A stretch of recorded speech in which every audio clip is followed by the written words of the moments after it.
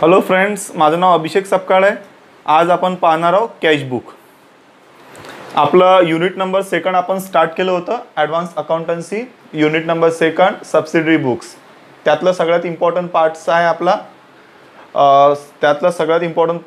Cashbook. आता कॅशबुकमध्ये कोणकोणते प्रकारचे कॅशबुक असतात, ठीक आहे, ते आपण पाहणार आहोत। सर्वप्रथम असते one column cash book. One column cash book. नंतर असते टू कॉलम कॅश बुक आणि नंतर असते three column cash book. Three column cash book.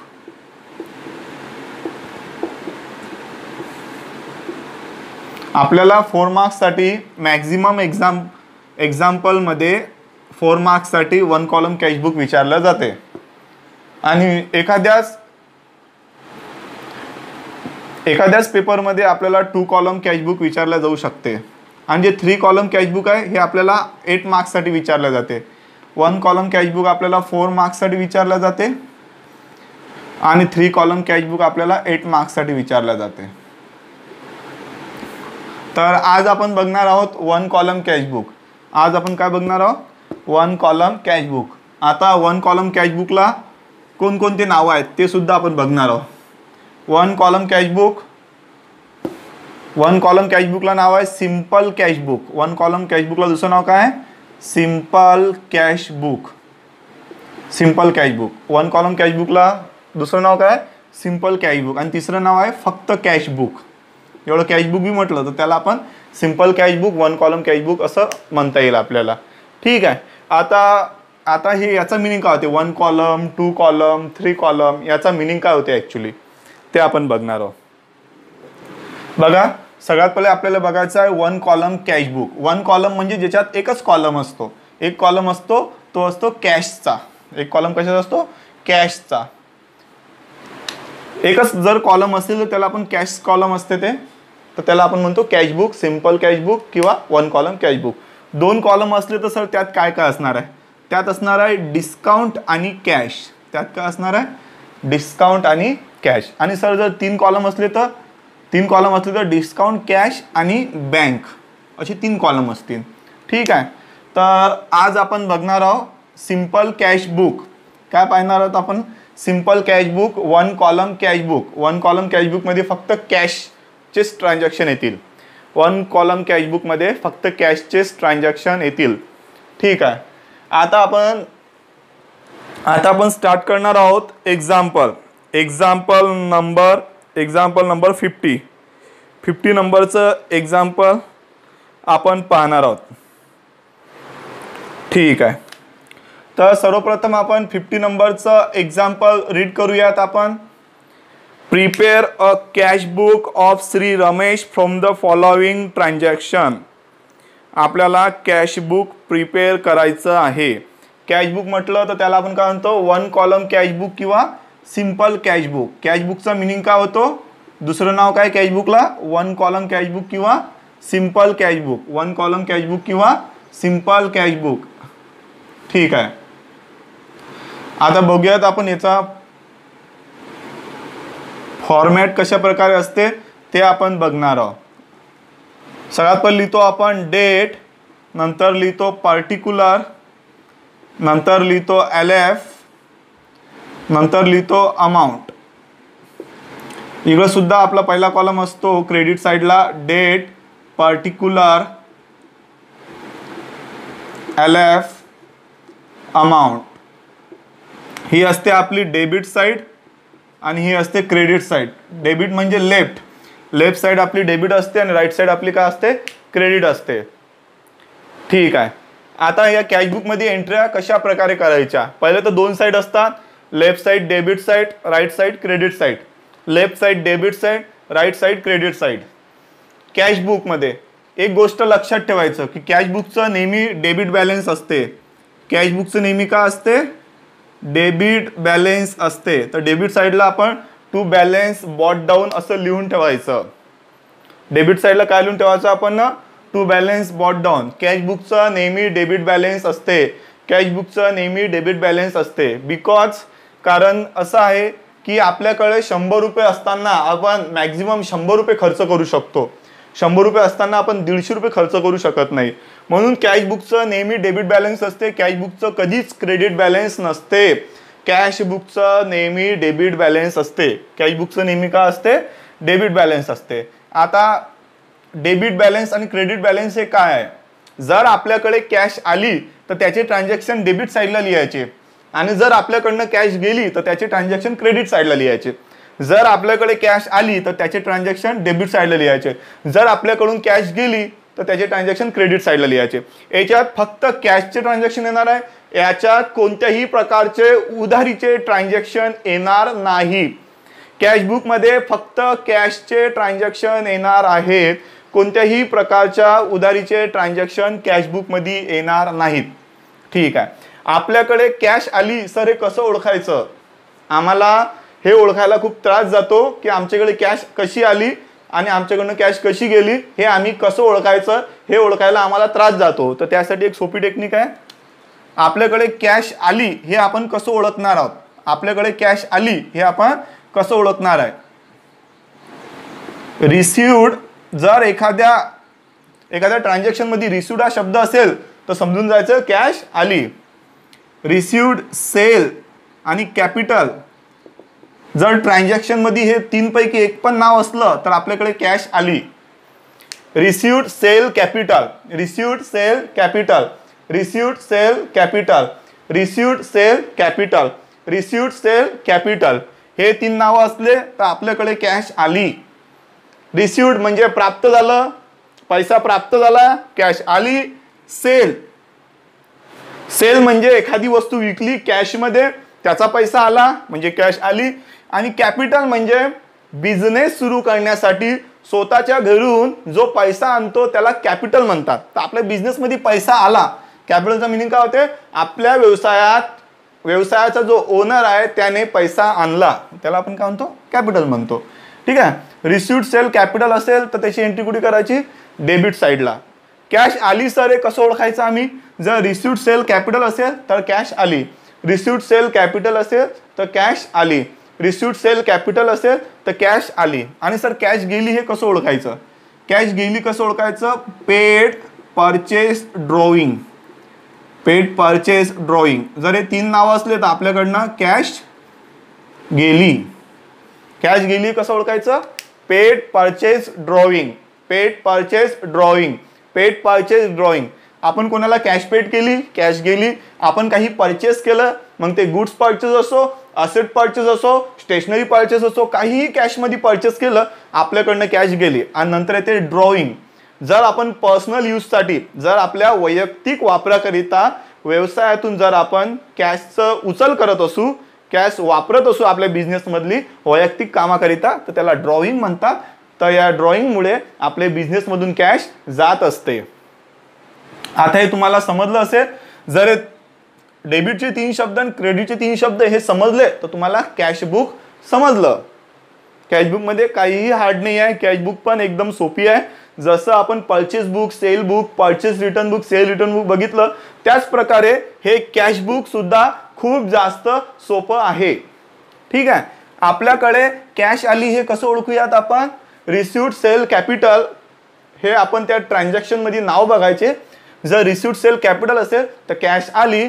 Paid, purchase, drawing असेल तर कॅश गेली. ठीक आहे.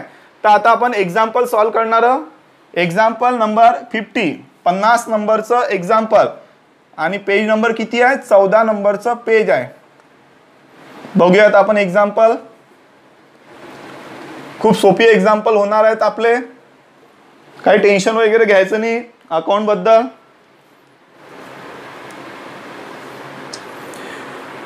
Page number 14, question number, example number 50. सर्वप्रथम बॅलन्स लिहायचं. बॅलन्स डेबिट साईडला असेल आणि प्रत्येक एक्झाम्पल मध्ये बॅलन्स दिलेलं असेल, हे कंपल्सरी आहे. बॅलन्स दिलेलं असेल तर एक्झाम्पल रीड करूयात. Prepare cash book of Shri Ramesh. 2000 year आहे आपलं. 2000 हे आपलं इयर आहे. पहिली डेट आहे जानेवारी 1. बॅलन्स जानेवारी 1 बॅलन्स आहे आपला 1000 रुपीज. तर सर हे डेबिट साईडला 2 सगळ्या ट्रान्झॅक्शन मध्ये 2 असे नाव लिहायचे आणि क्रेडिट साईडला काय नाव लिहायचं, बाय लिहायचं. क्रेडिट साईडला काय नाव लिहायचं, बाय. ठीक आहे, हे कंपल्सरी आहे, हे आपल्याला लिहावंच लागते. तर सर आता हे आपण टू बॅलन्स बॉट डाऊन का बरं लिहितो, बीडीचा फुल फॉर्म का होतो, बॉट डाऊन. बॉट डाऊन याचा मिनिंग असं होतं की मागच्या महिन्याच्या किंवा मागच्या वर्षाचं जे कॅश बुक होतं त्याचं बॅलन्स आपण येथे नाही का ट्रान्सफर केलं, काय केलं, बॉट केलं, बॉट डाऊन केलं, म्हणून तेथे बॉट डाऊन लिहितो आपण की बा आपण वरचं बॅलन्स इकडं आणलं. ठीक आहे, तर टू बॅलन्स बॉट डाऊन लिहिलं 1000 रुपीज. तर आपण सेकंड एंट्री रीड करणार आहोत. त्यात दिलेलं आहे पेड कॅश टू राम. रामला कॅश पेड केली. बघा मी तुम्हाला म्हटलं होतं पेड परचेस ड्रॉइंग असलं तर क्रेडिटला लिहायचं, पेड परचेस ड्रॉइंग असलं तर क्रेडिटला लिहायचं. जानेवारी 2 आपण कॅश कोणाला पेड केली, रामला, तेथे लिहायचं बाय राम अकाउंट, LF मध्ये डॅश आणि अमाऊंट मध्ये 200 रुपीज. ठीक आहे, नंतर आहे paid cash to Satish. Same जानेवारी 2 सारखी जानेवारी 8 ची एंट्री आहे. आपण सतीशला अमाऊंट पेड केलेली आहे, कॅश पेड केलेली आहे, कॅश गेली म्हणून क्रेडिट साईडला लिहूयात आपण 100 रुपीज. पेड परचेस ड्रॉइंग जर हा शब्द असला तर आपल्याकडनं कॅश गेली. नंतर received cash from Mehra January 15. Received दिलेला आहे, डेबिटला लिहायचं. रिसिव्ड दिलेला आहे, डेबिटला लिहायचं. रिसिव्ड सेल कॅपिटल डेबिटला लिहितो. रिसिव्ड सेल कॅपिटल डेबिटला लिहितो. रिसिव्ड सेल कॅपिटल डेबिटला लिहितो. रिसिव्ड सेल कॅपिटल डेबिटला लिहितो. कोणाकडनं रिसिव्ड झालं, मेहराकडनं, तर मेहराचं नाव लिहायचं, मेहरा अकाउंट. अमाऊंट किती आहे, 300 रुपये रिसिव्ड झाले आपल्याला. नंतर आहे परचेस स्टेशनरी. परचेस स्टेशनरी मी तुम्हाला म्हटलं होतं जर पेड परचेस ड्रॉइंग दिलेलं असेल तर आपल्याकडनं कॅश गेली.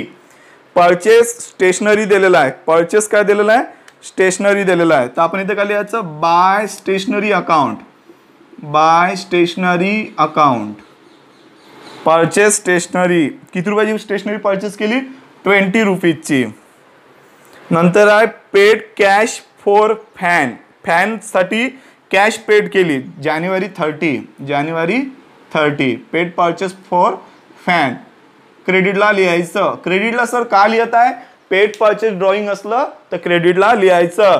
रिसिव्ड सेल कॅपिटल असलं तर डेबिटला लिहायचं 250. नंतर एक एंट्री आहे जानेवारी 31 rent due but not paid. त्याखाली अंडरलाईन करायचं नॉट पेड. काय मिनिंग होते की ते आपण पेड केलं नाही.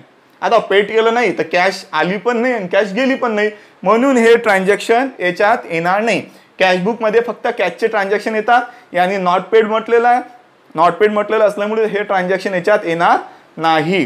कॅश आली तर डेबिटला, कॅश गेली तर क्रेडिटला. कॅश आली सर हे कसं ओळखायचं, रिसिव्ड सेल कॅपिटल असलं तर कॅश आली, पेड परचेस ड्रॉइंग असलं तर कॅश गेली.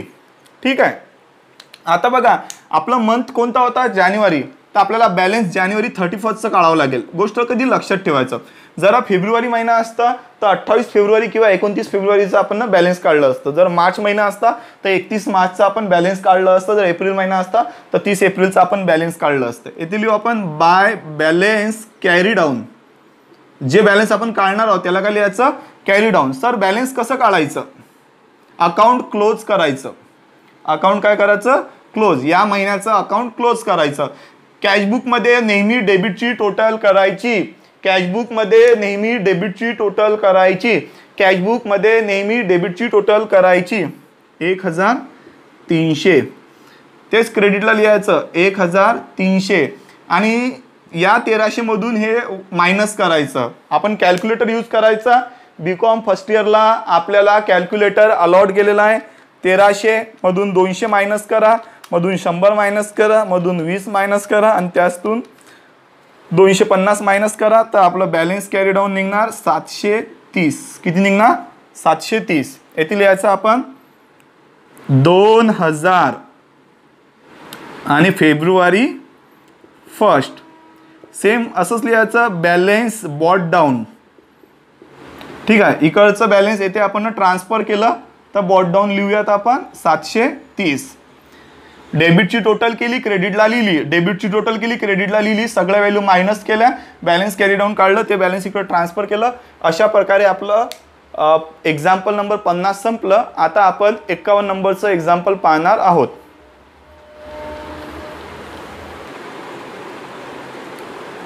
हॅलो फ्रेंड्स, आता आपण पाहणार आहोत 51 नंबरचं एक्झाम्पल, पेज नंबर 15. सर्वप्रथम आपण एक्झाम्पल रीड करून घेऊयात आणि नंतर आपण सॉल्व करणार आहोत. From the following particular prepare simple cash book. Simple cash book आपल्याला प्रिपेअर करायचं आहे. तेच सेम नाव आहेत, 3 नाव आहे त्याला ॲक्च्युली. कॅशबुक, 1 कॉलम कॅशबुक आणि सिम्पल कॅशबुक. ओके, तर आपल्याला इयर दिलेला आहे 2000. इयर कोणतं दिलेलं आहे आपल्याला? 2000. आणि मंथ दिलेला आहे डिसेंबर. मंथ दिलेला आपल्याला डिसेंबर. मंथ दिलेला आपल्याला डिसेंबर. मी तुम्हाला सांगितलेलं आहे की सर्वप्रथम बॅलेन्स लिहायचं, टू बॅलेन्स बॉट डाऊन, आणि त्याची अमाऊंट लिहायची 5000 रुपीज. आणि आता आपण सेकंड ट्रान्झॅक्शन वाचणार आहोत. त्यात दिलेलं आहे purchase good for cash.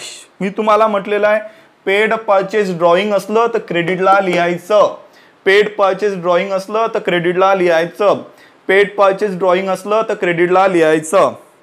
Purchase केलेला आहे गुड्स 3500 ला, December 3 by purchase account, by purchase account, त्याची अमाऊंट आहे 3500. नंतर दिलेला आपल्याला फर्दर कॅपिटल इंट्रोड्यूस. याचा मीनिंग असा होतो की आपण व्यवसायात अधिक पैसे आणले. फर्दर म्हणजे जास्त, अजून ॲडिशनल जास्ती पैसे आणले. किती रुपये आणले आपण ना? 6000 रुपये. मी तुम्हाला म्हटलेलं आहे रिसिव्ड सेल कॅपिटल असलं तर डेबिटला लिहायचं, रिसिव्ड सेल कॅपिटल. यात कॅपिटल दिलेलं आहे तर आपण हे डेबिटला लिहायचं. December 7 to capital account. Amount आहे 6000. 4 नंबरची एंट्री रीड करणार आहोत आपण. Spend for private use. Private use means drawing. Private use means काय होते?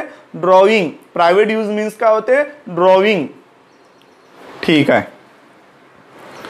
December 10, December 10 by drawing account, by drawings account. Amount आहे 2500.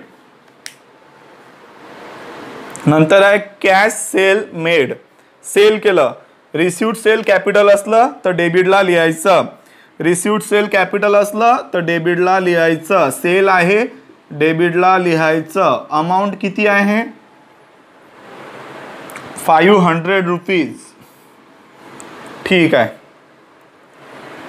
नंतर आहे received from Rajeev. Received sale capital असलं तर डेबिटला लिहायचं. December 20 to Rajeev account. Amount आहे 3500. Paid to Mamta. December 26 paid to Mamta by Mamta account, by Mamta account. Paid purchase drawing असलं क्रेडिटला लिहायचं. अमाऊंट 3500. रिसिव्ड रेंट फ्रॉम सोना. मी तुम्हाला एक गोष्ट सांगतो, जर एक्सपेन्स किंवा इन्कम असलं, जर एक्सपेन्स किंवा इन्कम असलं तर व्यक्तीचं नाव विचारात घ्यायचं नाही. जर एक्सपेन्स किंवा इन्कम असलं तर व्यक्तीचं नाव विचारात घ्यायचं नाही. जसं सॅलरी पेड टू सतीश. ठीक आहे. आता सॅलरी हा एक्सपेन्स आहे, रेंट रिसिव्ड हे इन्कम आहे. एक्सपेन्स आणि इन्कम असताना व्यक्तीचं नाव विचारात घ्यायचं नाही. रेंट रिसिव्ड आहे म्हणजे ते आपलं इन्कम आहे. रेंट रिसिव्ड आहे म्हणजे ते काय आपलं इन्कम आहे. व्यक्तीचं नाव विचारात घेणार नाही.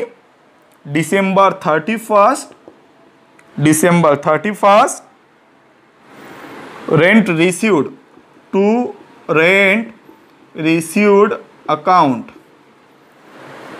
अमाऊंट आहे 1000 रुपीज. ठीक आहे. आता आपल्याला काढायचं आहे बॅलेन्स. आता आपल्याला काय काढायचं आहे? बॅलेन्स कॅरी डाऊन म्हणजे क्लोजिंग बॅलेन्स काढायचं आपल्याला.